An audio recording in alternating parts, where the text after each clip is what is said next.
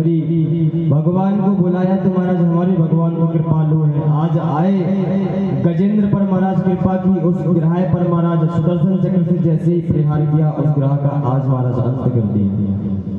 तो गजेंद्र आज बार बार कन्हैया की स्तुति करता है, प्रार्थना करता है, प्रभु आप करुणा सागर हैं, दया के सागर हैं। सबसे प्रथम गजेंद्र मोक्ष की कथा, अजामिल की कथा और ध्रुव भगवान की कथा, ये तीसरे दिन की कथाएं हैं। हमने सुनाई आपको इसलिए, बिना गजेंद्र मोक्ष के कथा सार्थक नहीं होती है। तीसरे दिन समय नहीं था इसलिए आपको नहीं सुना पाए। नहीं आप सोचो महाराज दूसरे तीसरे दिन की कथा महाराज सातवें दिन महाराज कैसे सुना रहे, तो इसलिए आपको बता रहे हैं कि ये थी महाराज तीसरे दिन की कथा है। 3 कथाएं तीसरे दिन की हमने आज आपको सुनाई। प्रथम अजामिल, ध्रुव जी महाराज और गजेंद्र मोक्ष की कथा। अब महाराज जो आज की मुख्य कथा है सुदामा चरित्र और भगवान के विवाह, श्री सुखदेव जी महाराज कहते हैं उनके तरफ प्रस्थान करते हैं।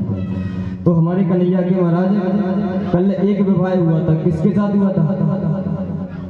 बोलो भैया, रुक्मणी मैया के साथ। अच्छा हमने बताया था ठाकुर जी की ससुराल कहाँ है, कल बताया था हमने। बताइए जरा, इससे पता चलेगा मन लगा के कथा सुनते हैं कि नहीं सुनते।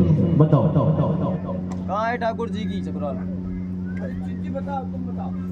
बताइए जब पहले मेरा सो जवाब ठीक है बताइए। किसी को याद नहीं है? कुंदनपुर दी भैया ठाकुर जी की ससुराल। ठाकुर जी की ससुराल कुंदनपुर है महाराज, प्रथम ससुराल। अब ठाकुर जी के एक आध विवाह हुए नहीं है महाराज, 16,108 हुए। अच्छा एक बात बताओ, 12th प्लस कौन कौन है? जरा हाथ उठाइए। जो 12 पास किए हैं वो हाथ उठाए, उनके लिए काम बताते हैं। तब तक 10 तक 10 पास है कोई? 8 5 फेल है, फेल नहीं है। अच्छा सिंपल सा क्वेश्चन पूछेंगे, ज्यादा टफ नहीं पूछेंगे। उठाओ हाथ जो हो भैया, 12th प्लस हो 10th प्लस हो, हाथ उठाओ। कोई नहीं है? चलो एक भाई साहब उठा रहे हैं हाथ। आपके लिए एक छोटा सा भाई साहब प्रश्न है मैथमेटिक्स का। ठाकुर जी के 16,108 विवाह हुए थे, ठीक है। अब प्रत्येक पत्नी को ठाकुर जी को महाराज प्रत्येक पत्नी से 10 संतानों की प्राप्ति हुई। तो ठाकुर जी की आप तब तक हमें संतान जोड़ के बताना लास्ट तक, तो ठाकुर जी की संतान हुई कितनी टोटल? 16,108 विवाह हुए, प्रत्येक पत्नी से महाराज 10 संतान हुई ठाकुर जी को। तो टोटल ठाकुर जी की संतान कितनी हुई? कोई भी महाराज, सबके लिए यह प्रश्न है, जो बच्चे पढ़ रहे हैं उनके सभी के लिए है महाराज। वो राक्षस तो आप लाए रहा, जिसका जो है हम लाए, हम 2 लाए, जो है जहाँ में महाराज तो सब चला लो, व्हाट्सएप, ट्विटर, हाई, फेसबुक, इंस्टाग्राम, यूट्यूब, फलाना ढिमकाना। लेकिन महाराज इससे महाराज इसमें कुछ नहीं है, हम तो ये जरूरत के लिए रखे, हमारी मजबूरी है भैया, हमारी ये जरूरत नहीं है, मजबूरी है हमारी, इसलिए हमें से रखना पड़ता है। हमारा सबसे ज्यादा इसी से नफरत करते हैं, क्योंकि अगर साथ चलने वाला कलयुग का कोई राक्षस है तो यही है महाराज। सबसे ज्यादा तो यही समस्या प्रकट कर रहा है ना बच्चों में, सबसे ज्यादा। पहले महाराज इतना फास्ट जमाना नहीं था जितना ये फास्ट जमाना ले आया। सबसे ज्यादा अगर तकलीफों को कोई जड़ है तो महाराज 40 से लेके 50% ये मोबाइल ही जड़ है। तो महाराज प्रयास ये करें कि जब तक आपके बच्चे 12th प्लस ना हो जाए, मतलब 12 पास ना कर ले, तो इस राक्षस से दूर रखें महाराज। 12th प्लस तो महाराज बच्चे की उम्र होगी 16-17 साल, तब करेगा। गनीमत तो महाराज जब 3 साल का बच्चा खिलौने छोड़कर मोबाइल से खेल रहा है, हंस रहा है महाराज देख के। तो अब महाराज कुछ दिनों बाद यहाँ बच्चे पैदा होंगे, वहाँ उनको मोबाइल दे दिया जाएगा, ले भैया खेल रहे, सारे खिलौने बंद, सारे सब कुछ बंद महाराज, बच्चे भी मोबाइल से। हाँ हमारा बच्चा देखो कार्टून, ले भैया कार्टून देख लो। आप छोटे से ही महाराज उसकी आंखें खराब कर रही हैं, बचपन से महाराज 4 साल बाद उसे चश्मा चढ़ जाएगा। हमने बताया था बच्चे के प्रथम गुरु माँ बाप होते हैं महाराज। अगर आप उस छोटे से बच्चे को महाराज से मोबाइल से दूर रखेंगे, उसकी आंखें स्ट्रांग होगी। इसमें महाराज वायरस आते हैं, कई ऐसी किरणें होती हैं जो महाराज बच्चे के लिए हानिकारक होती हैं। इसको कभी भी सिरहानी रखकर सोना नहीं चाहिए महाराज, ब्लास्ट भी हो जाता है, सीताराम कर देता है। अगर इसमें महाराज एक अच्छाई है तो 100 खराबियां भी हैं, लेकिन इसमें महाराज सब बता देंगे। ऐसे से ये चलता है, व्हाट्सएप चलता है, ये चलता है, वो चलता है, किसी ने हाथ नहीं उठाया कि कुछ पूछ ना ले हमसे। तो महाराज इससे ज्यादा अपनी शिक्षा पर जोर दें, अपने संस्कारों पर जोर दें। जब आपकी शिक्षा प्रबल होगी, ये कोई बड़ी चीज नहीं है, जब आपकी शिक्षा मजबूत हो जाएगी, तब जब आपके पास मोबाइल जाएगा तो आप उसका महाराज सद उपयोग करेंगे, दुरुपयोग नहीं करेंगे। और जब शिक्षा नहीं होगी आपके पास तो महाराज हो सकता है आप इसका दुरुपयोग कर लें, क्योंकि अगर शिक्षा आपके पास होगी आपको अच्छे बुरे का महाराज ज्ञान होगा। तो हमारी तो भैया यही प्रार्थना है कि बच्चों को इस राक्षस से दूर रखें, जब तक वो सामर्थ्यवान ना हो जाए, मतलब 15-16 साल का ना हो जाए तब तक तो भैया इससे दूर ही रखें। लेकिन आजकल के बच्चे कहाँ मानते, एक तो छोड़ो, दो मोबाइल लेकर ढूंढ रहे। तो महाराज इस राक्षस से दूर रहे।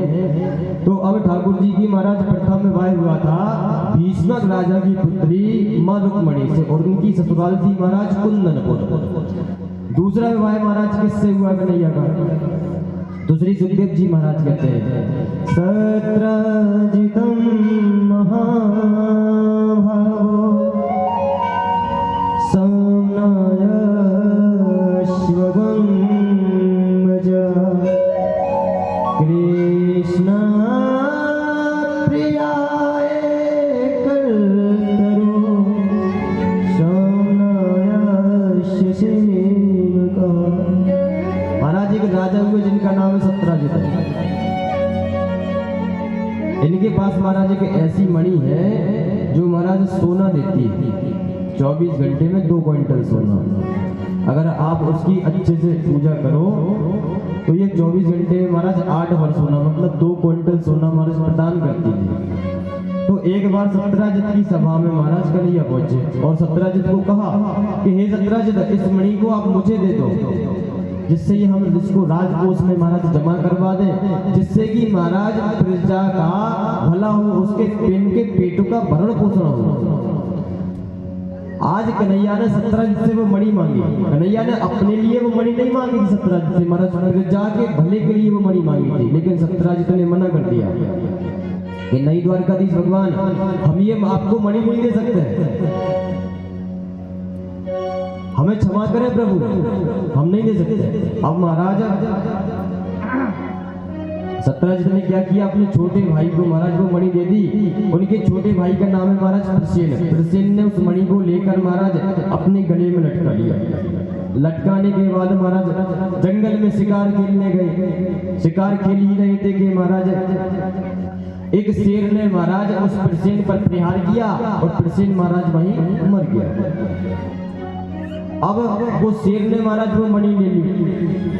अब शेर को मारकर एक भालू ने मणि ले ली और भालू ने अपनी पुत्री को उस मणि को महाराज खेलने के लिए दे दिया।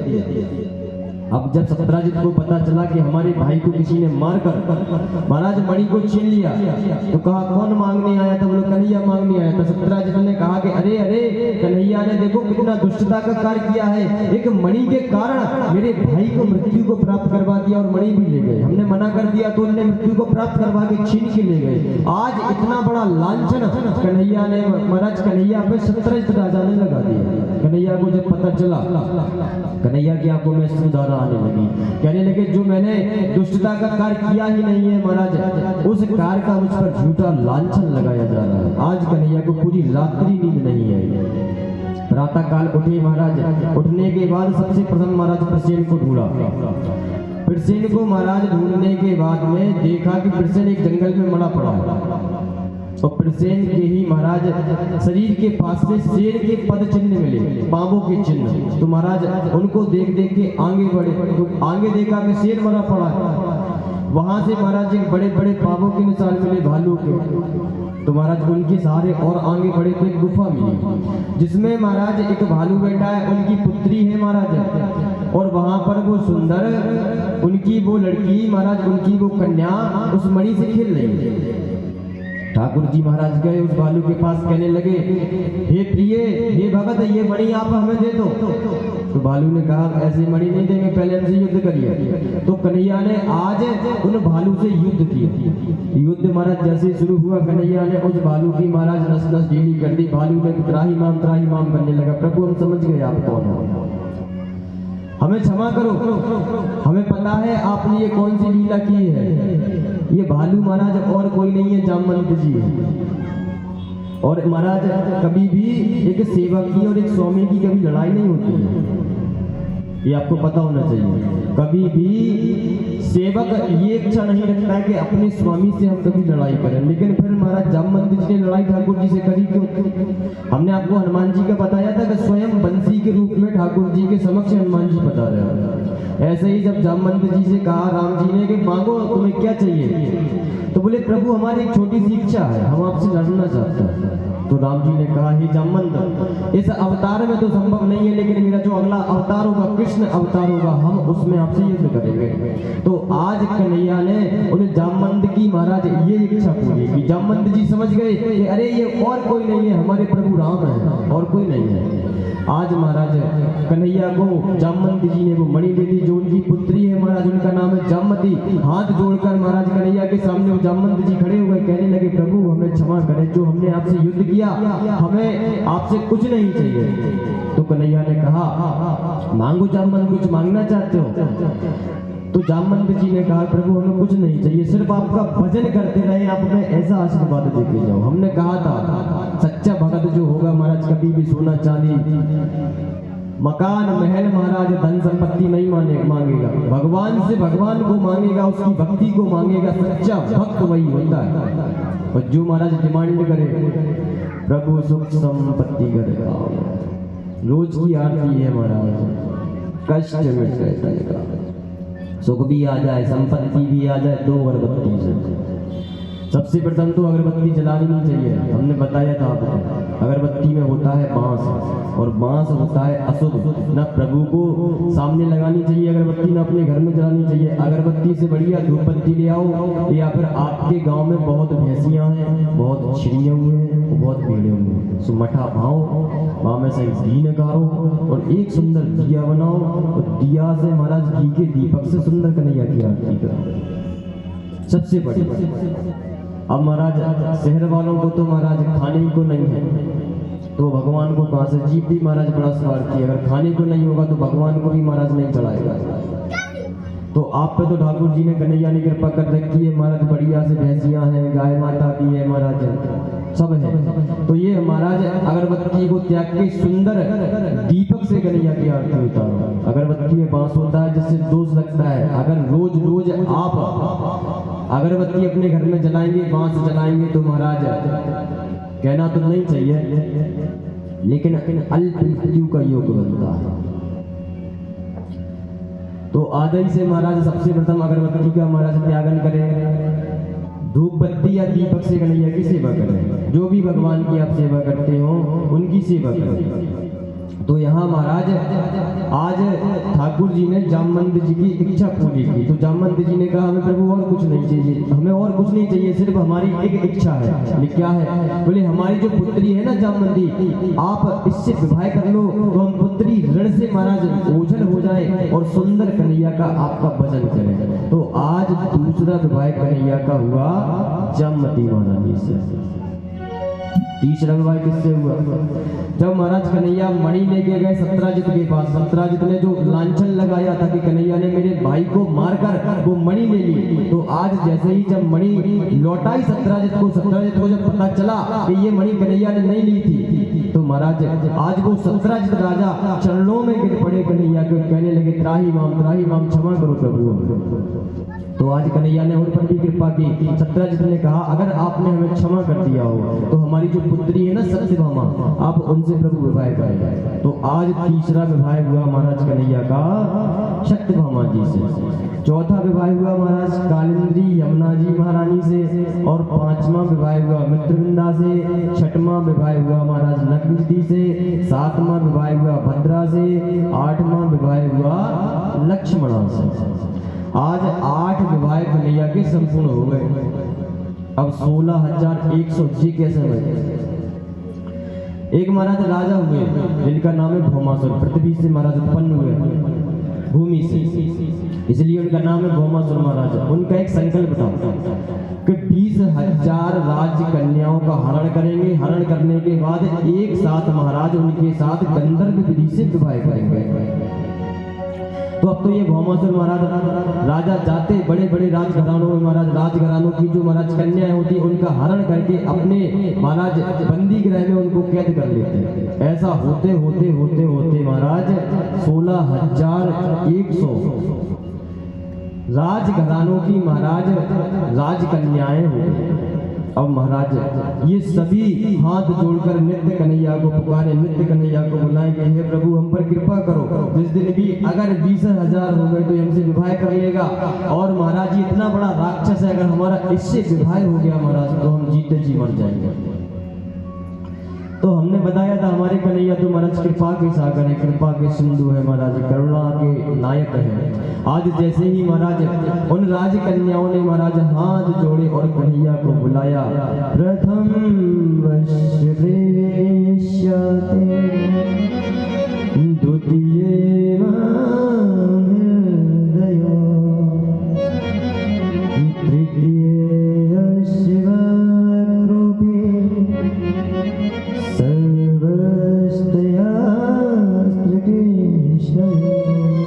बोले हे प्रभु हमने 4 प्रकार की आपसे भक्ति करी है, मन से, तन से, इच्छा से, वाणी से, लेकिन उन भक्ति का जो अंत निकला महाराज वो सिर्फ कृष्ण निकला।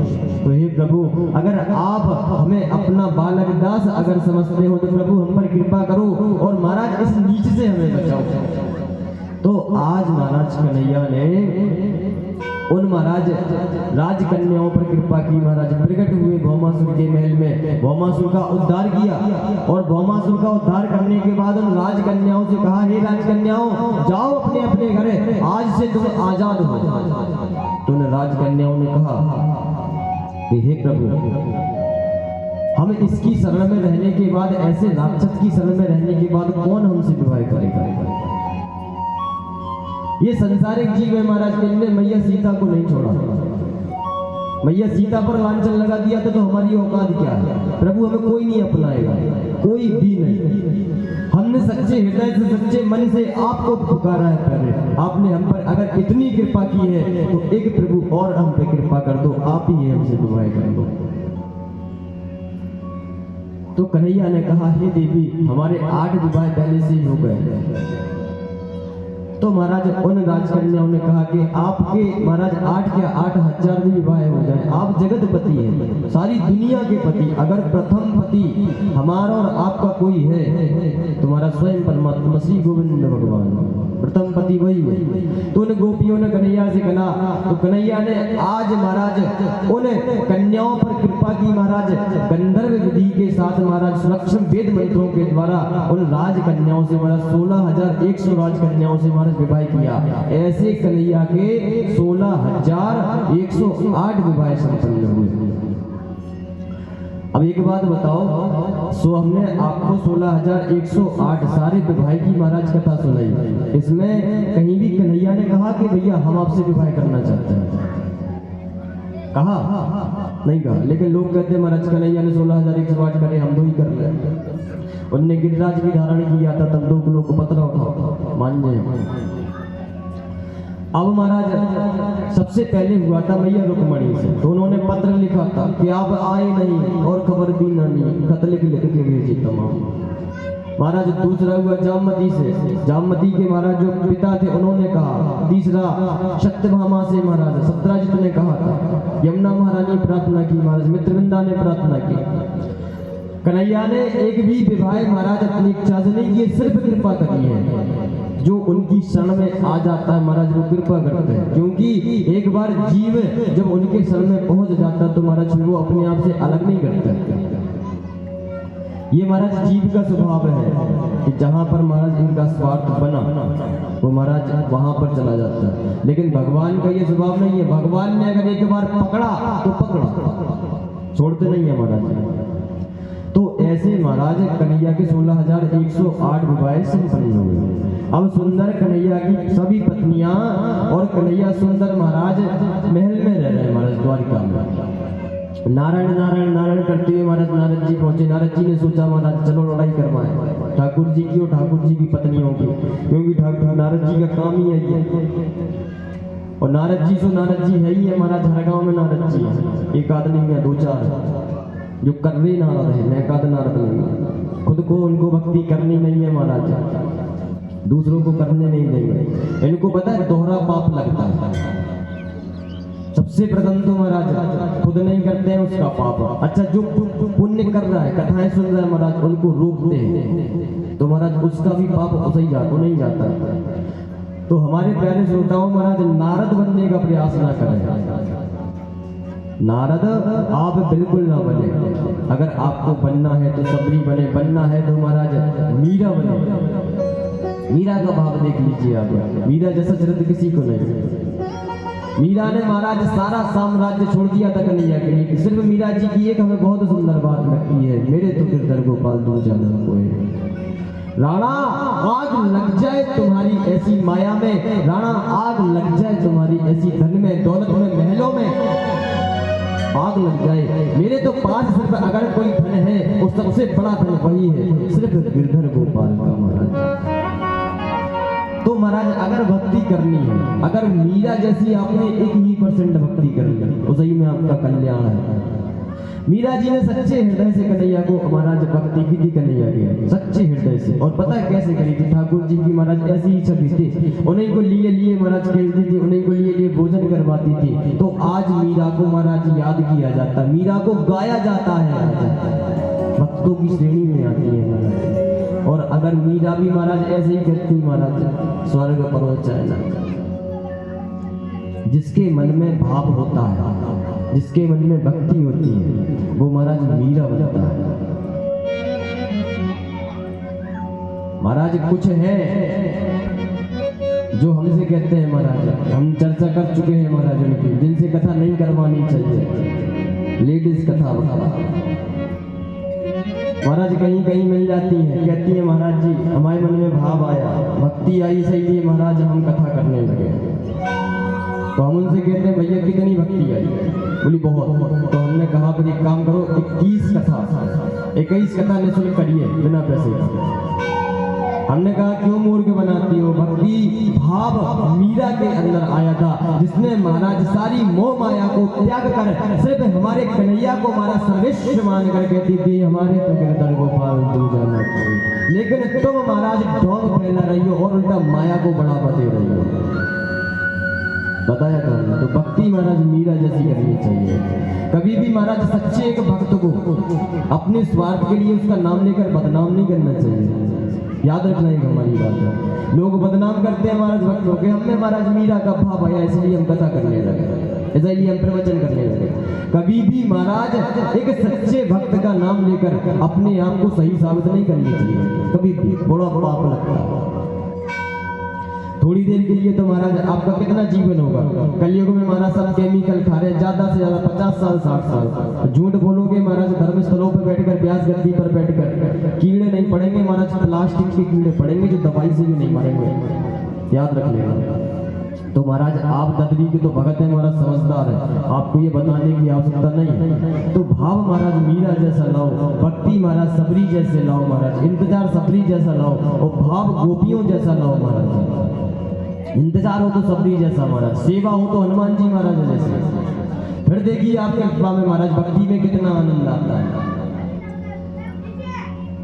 जिस दिन महाराज आपने किसी एक को पकड़ लिया, इनकी एक भक्ति को महाराज पहचान लिया, उसी दिन से आप सच्चे भक्त हो जाएंगे। लेकिन महाराज आप ये करना नहीं चाहते। जिस दिन भी आप ये प्रारंभ कर देंगे, सच बता रहे हृदय से आपको अंदर से महाराज कितना सुकून मिलेगा। हमारा एक भाव, एक आपसे एक बात और कहनी है महाराज, भाव भक्त आप हैं, कुछ चीजों का नियम बना लें। जैसे कहीं जा रहे हैं, मान के चलिए महाराज बच्चा एक विद्यालय जा रहा है, तो महाराज कन्हैया के दर्शन करे, माता के दर्शन करे, उसके बाद जाए। सिर्फ 1 मिनट का या 2 मिनट का टाइम लगता है, तो हम गारंटी दे रहे हैं महाराज उसके साथ कुछ भी गलत नहीं होगा। आए महाराज तब दर्शन करने, सारी महाराज जो उसकी रास्ते की यादी व्याधि है सारी महाराज भगवान हरण कर लेते हैं। और जब आप ऐसा करेंगे महाराज तो भगवान को भी आपके जाने का और आने का इंतजार रहता है।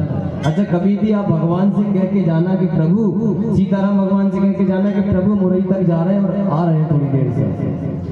अच्छा, जब आप दर्शन करने जाएंगे देखना तब उनके मुखारविंद की तरफ महाराज। जब आप आ जाएंगे और जाना मत बता के जाना कि महाराज 3 बजे तक आ जाएंगे, 4 बजे हम आपके दर्शन करेंगे। 4 बजे मत जाना, आप जाना 7-8 बजे। फिर उनके मुखारविंद के दर्शन करना महाराज। उनको भी आपके आने का इंतजार होता है, लेकिन ये जीव मानता नहीं है। भक्ति इतनी सस्ती नहीं है प्यारे जितना आप समझते हैं। आप समझ रहे हैं कि भक्ति बहुत सस्ती है, 4 लाइट चलाने 2 अगरबत्ती से भक्ति है, तो ऐसा बिल्कुल नहीं है महाराज। कन्हैया की भक्ति अगर आप प्रेम से करते हैं तो तब तो महाराज सस्ती है। तो अगर कन्हैया के सामने आप बाप बनते हैं तो महाराज भक्ति शक्ति सस्ती नहीं है महाराज। गिरिराज चालीसा में एक सुंदर भाव आता है कि देव देख मन में ऋषि आए, बास कर्म बहुरूप बनाए। महाराज, जब देवताओं ने देखा कि वृंदावन में इतनी सुंदर भक्ति, इतने सुंदर कन्हैया के चरित्र जब गाए जा रहे हैं महाराज, तो देवताओं ने महाराज कहा कि हम कोई ऐसा ही रूप बना ले। महाराज ब्रज में उनको जीव बनने का मौका नहीं मिला, तो कोई वृक्ष बना, कोई लताएं बना, कोई स्वरूप बना महाराज, कोई ब्रज का कण बना महाराज। तो महाराज देवता कन्हैया के उस स्थान पर ऐसी भक्ति करें। तो आपको तो कन्हैया ने सुंदर मनुष्य जीवन दिया है, मनुष्य शरीर दिया है महाराज, हाथ पांव दिए, आपको अपाहिज नहीं बनाया। अगर अपाहिज बनाया होता तब महाराज होता कि चलो ठीक है भैया अपाहिज एक जगह पर बैठे रहते हैं, होता ही नहीं हमसे। अगर ठाकुर ने आपको हाथ पांव दिए हैं महाराज, मुंह दिया है, नाक दी है महाराज, तो हल्की सी भक्ति कर लो, उसमें ही महाराज आपका कल्याण है। कलयुग में तो वैसे ही थोड़ी सी भक्ति बताइए, ज्यादा भक्ति नहीं बताइए। अब तो महाराज नारद जी कन्हैया के घर पहुंचे महाराज, देखने के लिए कन्हैया का वैवाहिक जीवन कैसा चल रहा है। लड़ाई करवाते हैं, देखते हैं। तो आज महाराज सबसे प्रथम मैया रुक्मणी के महाराज महल में गए। रुक्मणी मैया ने देखा, आइए आइए नारद बधाइए, बड़ी कृपा की, आइए आइए। अब जैसे ही महाराज रुक्मणी मैया ने आसन बिछाया, सुंदर जलपान की व्यवस्था की, दूसरी महाराज पत्नी के महल में गए महाराज। मित्रविंदा, सत्यभामा महाराज, ऐसे ही होते होते नारद जी लगभग 10-15 रानियों के महाराज पट रानियों के कक्ष में गए। तो महाराज नारद जी की कमर दर्द करने लगी, बोले एक आध नहीं है 16,408। कन्हैया के चरणों में नारद जी ने प्रणाम किया, बोले इस बार हम आपकी लड़ाई नहीं करवा पाएंगे, प्रभु क्षमा करें, बहुत है। एक आध 2 पत्नियां होती तो महाराज कछु विधवाते तो बचती लड़ाई, किनसे का। तो आज महाराज ठाकुर जी के चरणों को प्रणाम करने के बाद नारद जी नारायण नारायण करते हुए महाराज अपने धाम के लिए चले गए। उसके बाद श्री सुखदेव जी महाराज कहते हैं, हे राजा परीक्षित, एक और राजा हुए जिनका नाम है पौंड्रक। पौंड्रक कौन है, कैसे है? पौंड्रक राजा महाराज एक देश के राजा और बढ़िया प्रजा में महाराज अपनी भूमिका बनाए हैं कि साहब हम एकदम आपके लिए अच्छे राजा हैं, अच्छे सील वाले राजा हैं, स्वभाव वाले राजा हैं। तो महाराज एक बार पौंड्रक जी ने देखा कि कोई भक्त उनके राज्य में भगवान की पूजा कर रहा था। तो पौंड्रक ने अपना मित्र बुलाया, बोला मित्र एक बात बताओ, भगवान बनने के लिए किन किन चीजों की आवश्यकता होती है? हम गए थे अपनी प्रजा में महाराज, एक पता नहीं कौन भगवान की पूजा कर रहा था, क्या हमारी पूजा हो सकती है? तो महाराज उसका मित्र भी पागल था, बोले साहब बिल्कुल हो सकती है। बोले क्या क्या चाहिए भगवान बनने के लिए? बोले ज्यादा कुछ नहीं, 2 कठा के हाथ, एक महाराज सुदर्शन चक्र जो कि मशीन से धड़ धड़ धड़ करके घूमता हो, और एक महाराज ओपन हेलीकॉप्टर। 3 चीजें हो भगवान बन गए। अब तो महाराज पौंड्रक ने 2 सुंदर कठा के हाथ बनवाए, 2 तो उस पे है, 2 महाराज और लगवा दिए। एक महाराज स्टील का सुदर्शन चक्र बनवाया, इसमें मशीन मोटर फिट करवा ली, महाराज बटन दबाता तो धड़ धड़ धड़ धड़ धड़ करके महाराज सुदर्शन चक्र घूमता। अब महाराज सुंदर एक हेलीकॉप्टर बनवाया जो कि महाराज भगवान का विमान है, और उसमें बैठकर पूरे राज्य में कहता महाराज आज से कोई भगवान की पूजा नहीं करेगा, हम भगवान है, हमारी पूजा करो। इसने महाराज एक अपनी आरती भी बनाई। कौन सी आरती बनाई महाराज? जय पौंड्रक देवा स्वामी, जय पौंड्रक देवा भगतन के तुम प्रभु जी प्राण के लेवा। बोले भगतन के तुम प्रभु जी प्राण के लेवा। महाराज यानी कि जो प्रजा के लोग हैं वो ये कह रहे हैं कि हमसे हमारा कल्याण नहीं होगा तुम्हारी आरती करने से, प्राण के लेवा। बोले हमारे प्राण खावे के नानक तुमने जो रूप धारण कर लो, गा भी रहे हैं महाराज। लेकिन ये महाराज बड़ी इसकी बुद्धि विरक्त हो गई है, कह रही है महाराज पूरे राज्य में इसने ढिंढोरा पिटवा दिया कि आज से कोई भगवान की पूजा नहीं करेगा, आज से हम ही महाराज यहाँ के भगवान है, हमारी पूजा करो। वहाँ पर सुंदर अपनी महाराज एक तस्वीर लगवा दी घर घर पूरे राज्य में, और महाराज जी अपनी आरती करवा रहा है। कैसे करवा रहा है? जय पौंड्रक देवा स्वामी, जय पौंड्रक देवा, भगतन के तुम प्रभु जी, भगतन के तुम प्रभु जी प्राण के लेवा। ओम जय पौंड्रक देवा।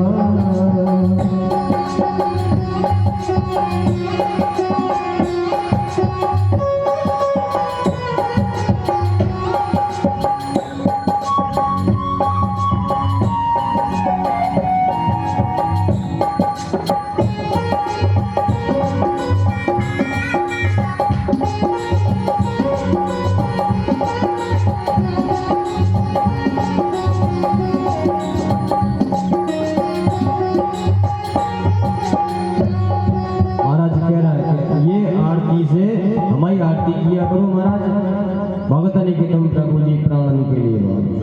अब तो महाराज किसी भी प्रजा की महाराज प्रजावासी को कोई दिक्कत होती महाराज धड़ से पहुंच जाता अपना विमान लेकर, हेलीकॉप्टर लेकर महाराज, उसके सामने जैसे ही जाता बटन महाराज दबाता तो धड़ धड़ धड़ धड़ वो मशीन महाराज सुदर्शन चक्र वाली चलने लगती महाराज। दो कठा के हाथ लगाए, बोले हैं भगवान।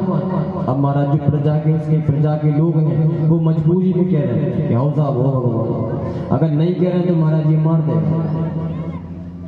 यहाँ पर भी महाराज इसका ये क्रूर शांत नहीं हुआ, इसने एक पत्र लिखा भगवान को, बोले असली भगवान हम हैं और नकली भगवान तुम हो जो सब जगह पूजा करवा रहे। अगर असली भगवान हो तो हमसे आके युद्ध करो। महाराज ये सबके साथ होता है, पत्ती का विनाश काले विपरीत बुद्धि। जब व्यक्ति का विनाश काल आता है ना तो बुद्धि विपरीत हो जाती है। ऐसी जगह महाराज जाके उलझेगा, वहीं उसका विनाश हो जाएगा। कितना भी आप प्रयास करो, कितना भी आप उसे समझाने का प्रयास करो कि भैया मान जा, देख मान जा, नहीं मानेगा। उसका समय आ चुका है महाराज, वो समय बार बार उसे उसी स्थान पर ले जाना है कि भैया तेरा यहाँ विनाश होना है। तो महाराज अगर विनाश का समय आ जाए, बुद्धि विपरीत हो जाए तो तत्काल महाराज भगवान के भजन में लग जाए। बिल्कुल किसी चीज पर महाराज जोर ना करें। अगर अपना भला चाहते हैं तब, और अगर नहीं चाहते तो प्रभु आपकी इच्छा आपका जीवन। हम तो भैया कटा करके चले जाएंगे, अब कौन सुधरा कौन नहीं सुधरा अब जब हम दोबारा आएंगे जब पता चलेगा। लेकिन हमारा